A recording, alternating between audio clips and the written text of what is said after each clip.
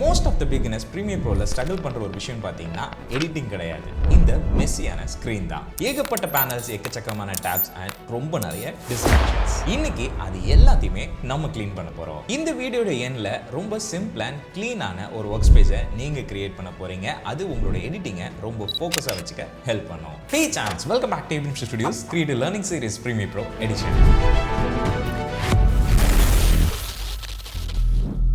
So champs, ஒருவேளை நம்ம சேனலுக்கு நீங்கள் புதுசாக வந்திருந்தீங்கன்னா ஒரு சூப்பரான கிரியேட்டிவ் லேர்னிங் சீரிஸை நம்ம பண்ணிட்டு இருக்கோங்க. ஸோ இதில் பார்த்தீங்கன்னா ப்ரீமியர் ப்ரோ கற்றுக்கிட்டு இருக்கோம். அண்ட் ப்ரீமியர் ப்ரோ மட்டும் இல்லாமல் இன்னுமே நிறைய டூல்ஸை வந்து நம்ம லேர்ன் பண்ண போகிறோம். ஸோ எல்லாத்தையும் மிஸ் பண்ணாமல் பார்க்குறதுக்கு மறக்காமல் நம்ம யூடியூப் சேனலில் சப்ஸ்கிரைப் பண்ணி நம்ம ஃபேமிலியில் ஜாயின் பண்ணிக்கோங்க. ரொம்ப முக்கியமாக நம்ம நடுவில் நிறைய டாஸ்க் கொடுத்துட்ருக்கோம். ஸோ அந்த டாஸ்க் எல்லாத்தையும் நீங்கள் கரெக்டாக பண்ணுறதுக்கு எப்படி பண்ணணும், என்னென்ன செய்ய வேண்டியது இருக்குது அப்படின்றத தெரிஞ்சுக்கிறதுக்கு டாஸ்க் கைட் வீடியோ செக் பண்ணி பாருங்கள்.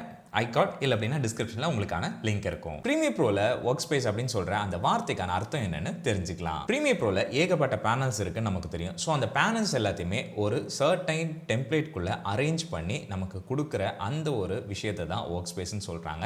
இப்போ ஃபார் எக்ஸாம்பிள், இங்க விண்டோக்குள்ள வந்து ஒர்க் ஸ்பேஸ்க்குள்ள வந்துட்டீங்க அப்படின்னா எக்கச்சக்கமான ஆப்ஷன்ஸ் இருக்கும். ஸோ இது மூலமா இப்போ எடிட்டிங் நீங்க பண்ண போறீங்கன்னா இதை கிளிக் பண்ணீங்கன்னா எடிட்டிங்க்கு தேவையான பேனல்ஸ் அண்ட் கலர் கிரேடிங் அதுக்கு தேவையான பேனல்ஸ் அண்ட் எஃபெக்ட்ஸ் இதுக்கு தேவையான பேனல்ஸ்னு சொல்லி சர்டைன் பேனல்ஸை அட்டாச் பண்ணி ஒரு லே அவுட்டா உங்களுக்கு வச்சிருப்பாங்க. ஸோ இதை தான் ஒர்க் ஸ்பேஸ் அப்படின்னு சொல்லி ப்ரீமியர் ப்ரோல சொல்றாங்க. ஸோ ஒரு பிகினரா இருக்கிற உங்களுக்கு இதுல இருக்கிற எல்லா விஷயத்தையுமே நான் பார்க்கணுமா தெரிஞ்சுக்கணுமா அப்படின்னு கேட்டீங்கன்னா கண்டிப்பா அதுக்கு அவசியம் இல்லை. ஏன் அப்படின்னா உங்களுக்கு தேவை ஒரே ஒரு சிம்பிளான ஒரு ஒர்க் ஸ்பேஸ். நீங்க பாத்தீங்கன்னா நான் ஏபி ஃபுல் வீடியோ அப்படின்னு சொல்லி எனக்கான ஒரு ஒர்க் ஸ்பேஸை கிரியேட் பண்ணி வச்சிருக்கேன். அந்த மாதிரி உங்களாலையும் கிரியேட் பண்ண முடியும். அது ரொம்ப சிம்பிள் தான். அது எப்படின்றத நான் இன்னும் கொஞ்ச நேரத்தில் சொல்றேன். அடுத்ததா இதுல இருக்கிற டிஸ்ட்ராக்ஷன்ஸை எப்படி ரிமூவ் பண்றதுன்னு தெரிஞ்சுக்கலாம். என்ன டிஸ்ட்ராக்ஷன் அப்படின்னு பாத்தீங்கன்னா, உங்க ஸ்கிரீனை ஒரு தடவை பாருங்க. இங்க ஏகப்பட்ட பேனல்ஸ், ஏகப்பட்ட டேப்ஸ் இருக்கு. தேவையில்லாம இருக்கிற பேனல்ஸை முதல்ல நம்ம க்ளோஸ் பண்ணிக்கலாம். ரொம்ப சிம்பிள் தான். இங்க நீங்க வந்துட்டீங்க அப்படின்னா இங்க எஃபெக்ட்ஸ் இருக்கு பாத்தீங்களா, அது இப்போதைக்கு எனக்கு வேண்டாம். அதனால இங்க 3 டாட்ஸ் இருக்கும். அதை ஓப்பன் பண்ணி நான் இங்க க்ளோஸ் பேனல்னு சொல்லி கொடுத்துறேன். அது க்ளோஸ் ஆயிரும். மீடியா ப்ரௌசர் நமக்கு ஓகே இருக்கட்டும்.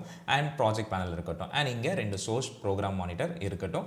அதுக்கப்புறமா வந்தீங்க அப்படின்னா இங்க எஃபெக்ட்ஸ் கண்ட்ரோல் இருக்கு. அதுவுமே மேபி நம்ம வச்சுக்கலாம், அது எஃபெக்ட்ஸை வந்து கண்ட்ரோல் பண்றதுக்காக. அண்ட் இங்க இருக்கிற ப்ராப்பர்ட்டிஸை இப்போதைக்கு நம்ம க்ளோஸ் பண்ணிக்கலாம். இதை நான் ஜஸ்ட் எக்ஸாம்பிளுக்காக சொல்றேன். அண்ட் லூமெட்ரி கலர் க்ளோஸ் பண்ணிக்கலாம். ஸோ இப்போ பார்த்தீங்கன்னா இங்கே எஃபெக்ட்ஸ் கண்ட்ரோல் மட்டும் இருக்கும்.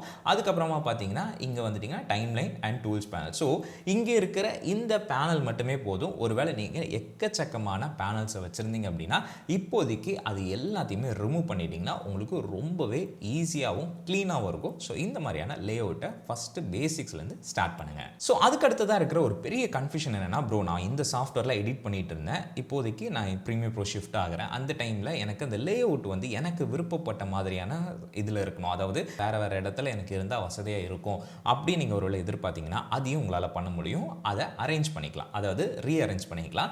எப்படின்னா, இப்போது இந்த டூல்ஸ் பேனல் இங்கே இருக்குன்னு வச்சுக்கோங்க. எனக்கு வந்து இங்கே மேலே வரணும் அப்படின்னா ஜஸ்ட் நான் இங்கே வந்து ஒரு தடவை அப்படியே கிளிக் பண்ணிவிட்டு அப்படியே மேலே எடுத்துகிட்டு வந்து அப்படின்னு வைங்களேன், எனக்கு இந்த மாதிரியான பாக்ஸஸ் வந்து வரும். ஸோ இந்த பாக்ஸஸோட டிஃப்ரென்ஸ் என்ன அப்படின்றத நான் உங்களுக்கு சொல்லிடுறேன்.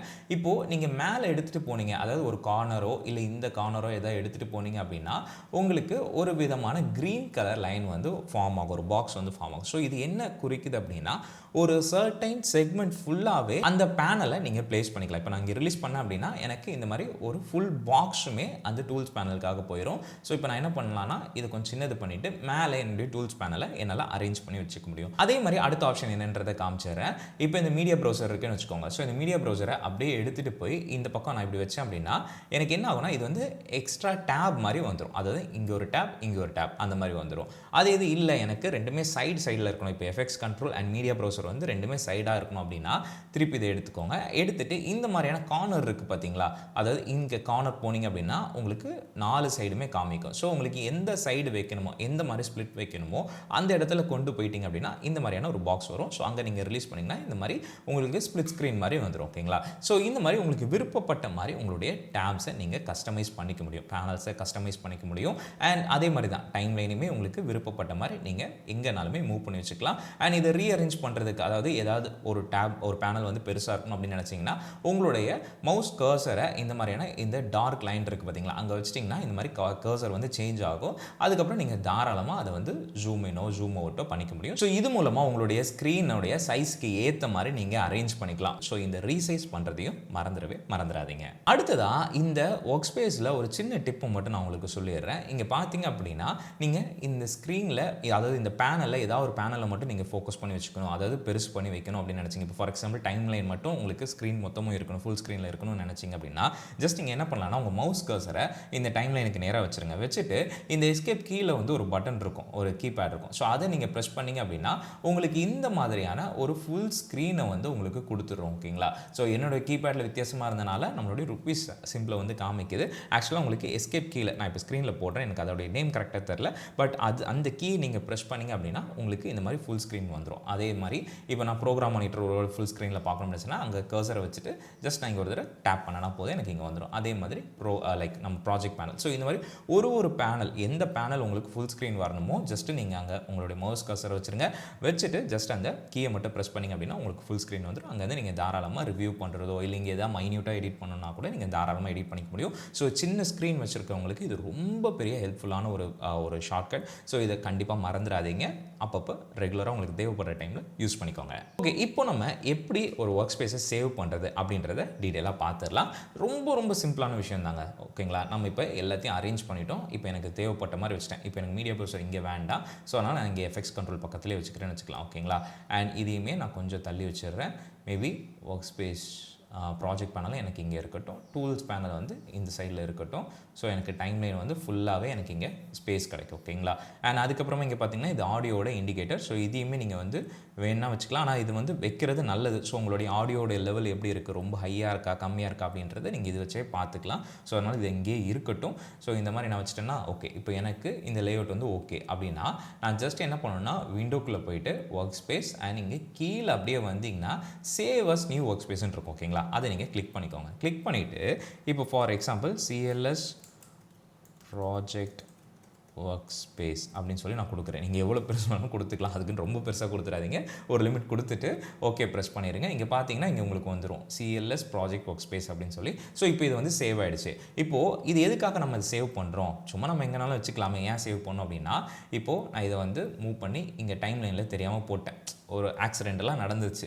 இதை நான் இப்போ ரீசெட் பண்ணோம் அப்படின்னு நினச்சிங்கன்னு வைங்களேன். ஜஸ்ட் இங்கே விண்டோ போயிட்டு ஒர்க் ஸ்பேஸ்க்குள்ளே போயிருங்க. இங்கே ரீசெட் டு சேவ் லேயர்டுன்னு இருக்கும். அதை நீங்கள் ப்ரெஸ் பண்ணிங்க அப்படின்னா பக்காவாக எப்படி நீங்கள் சேவ் பண்ணிங்களோ அதுக்கு ஏற்ற மாதிரி ரீசெட் ஆயிரும். ஓகேங்களா? ஸோ இந்த மாதிரி ஒருவேளை நீங்கள் பேனல்ஸ் எதாவது ஆக்சிடென்ட்டாக க்ளோஸ் பண்ணிட்டீங்க, ஏதாவது மூவ் பண்ணிட்டீங்க அப்படின்னா நீங்கள் தாராளமாக இந்த மாதிரி பண்ணிக்க முடியும். அண்ட் இன்னொரு சூப்பரான விஷயம் இதில் என்ன இருக்குது அப்படின்னா நீங்கள் இந்த பேனல்ஸை வந்து இப்போ நீங்கள் டுயல் மானிட்டர் யூஸ் பண்ணிட்டு இருக்கீங்க அப்படின்னு வச்சுக்கலாம். ஸோ இந்த எஃபெக்ட்ஸ் கண்ட்ரோல் வந்து உங்களுக்கு இன்னொரு மானிட்டரில் இருக்கணும் அப்படின்னா ஜஸ்ட் நீங்கள் ஒரு தடவை கிளிக் பண்ணிவிட்டு அன்டாக் பண்ணிடலாம். அன்டாக் பண்ணிவிட்டு அதை அப்படியே இன்னொரு ஸ்க்ரீனுக்கு நீங்கள் எடுத்துகிட்டு போய் வச்சுக்க முடியும். இப்போ நான் இன்னொரு ஸ்க்ரீனில் வச்சுருக்கேன். ஸோ இது மேபி நான் வந்து உங்களுக்கு ஒரு சின்ன தனி கிளிப்பாக நான் இங்கே போடுறேன். ஸோ இங்கே பார்த்தீங்கன்னா உங்களுக்கு தெரியும் தனியான ஒரு எஃபெக்ட்ஸ் கண்ட்ரோல் பேனலை இந்த பக்கமாக நான் எடுத்துகிட்டு வந்துட்டேன். ஸோ இதையுமே நான் வந்து அப்படியே சேவ் பண்ணி வச்சுக்க முடியும். ஸோ இது மூலமாக எனக்கு என்ன ஆகும் அப்படின்னு பார்த்தீங்கன்னா ஸ்பேஸ் வந்து எனக்கு இன்னுமே அதிகமாக கிடைக்கும். ஸோ இப்போ ஃபார் எக்ஸாம்பிள் நான் வந்து டைம் லைனையே தனியாக இன்னொரு பேனலில் கூட எடுத்துகிட்டு போக முடியும். ஸோ அதை நான் என்ன பண்ணுறேன், ஜஸ்ட் வந்து அன்டாக் பேனல் அப்படின்னு சொல்லி கொடுத்தேன்னா எனக்கு தனி ஒரு விண்டோவாக வந்துடும். ஸோ அதை நான் எங்கே வேணாலும் எடுத்துகிட்டு போய் வச்சுக்க முடியும். ஒரு திருப்பி நான் கொண்டு வந்து வைக்கணும்னு நினச்சிங்கன்னா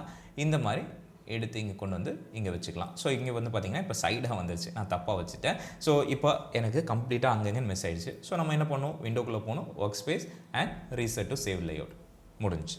ஸோ இந்த மாதிரி நீங்கள் பக்காவாக சேவ் பண்ணி வச்சிட்டிங்க அப்படின்னா உங்களுக்கு எப்போனாலுமே நீங்கள் எடுத்து உங்களுக்கு தேவைப்பட்ட விஷயங்களை ரீசெட் பண்ணவோ இல்லைனா ஒர்க் பண்ணுறதுக்கோ ரொம்பவே வசதியாக இருக்கும். ஒருவேளை ப்ரோ எனக்கு இதில் டைம் வேஸ்ட் பண்ண வேண்டாம், நான் சிம்பிளாக அதில் இருக்கிற விஷயங்களை நான் எடுத்துக்கணும் அப்படின்னு நீங்கள் நினச்சிங்க அப்படின்னா நீங்கள் இங்கே விண்டோக்குள்ளே வந்துட்டு இங்கே ஒர்க் ஸ்பேஸ்க்குள்ளே போயிருங்க. போயிட்டு நீங்கள் என்ன பண்ணலாம், எடிட்டிங் இருக்கும், அதை நீங்கள் செலக்ட் பண்ணிக்கோங்க. ஸோ நீங்கள் கஸ்டமைசேஷன் விரும்ப மாட்டீங்க அப்படின்னா நீங்கள் ஜஸ்ட் இந்த எடிட்டிங்கை வச்சு நீங்கள் உங்களுடைய பிகினர் ஸ்டேஜை ஸ்டார்ட் பண்ணிக்கலாம். அதுக்கப்புறமா நீங்கள் ஒரு பேனல்ஸாக எக்ஸ்ப்ளோர் பண்ணிக்கலாம். ஸோ சான்ஸ் கண்டிப்பாக இந்த வீடியோ உங்களுக்கு ஹெல்ப்ஃபுல்லாக இருந்திருக்கும். இந்த வீடியோவில் சொன்ன எல்லா விஷயங்களுமே ட்ரை பண்ணி பாருங்கள். அதுக்கு அடுத்த வீடியோவில் நம்ம எப்படி ப்ராஜெக்ட் ஆர்கனைஸ் பண்ணுறது, ஃபோல்டர் அண்ட் வந்து ப்ரீமியர் ப்ரோக்குள்ளேயும் நம்ம எப்படி அதை ஆர்கனைஸ் பண்ணி பக்காவாக ஒரு ப்ராஜெக்ட்டை மெயின்டைன் பண்ணுறது, அதை பற்றி நம்ம ரொம்பவே டீட்டெயிலாக பார்க்க போகிறோம். ஸோ வீடியோஸ் மிஸ் பண்ணாமல் பார்க்க மறக்காமல் சப்ஸ்கிரைப் பண்ணி நம்ம ஃபேமிலியில் ஜாயின் பண்ணிக்கோங்க. அது மட்டும் இல்லாமல் உங்களுக்கு இருக்கிற கேள்விகளை கண்டிப்பாக நம்மளுடைய கமெண்ட் பாக்ஸில் மென்ஷன் பண்ணிருங்க. And Instagram, WhatsApp channel, so இதெல்லாம் ஃபாலோ பண்ணாமல் இருந்தீங்க அப்படின்னா ஃபாலோ பண்ணிக்கோங்க. இது மூலமாக உடனுக்குடனான செய்திகள் உங்களை வந்து சேரும். அண்ட் ரொம்ப ரொம்ப முக்கியமான விஷயம், உங்களோட உங்களுடைய ஃப்ரெண்ட்ஸுக்குமே நம்மளுடைய CLS சீரிஸை பற்றி சொல்லுங்கள். அவங்களுடைய கரியரையும் மாற்ற ரொம்பவே வசதியாக இருக்கும். ஸோ அடுத்த பதிவில் பேசுவோம். அதுவரை உங்கள் AB.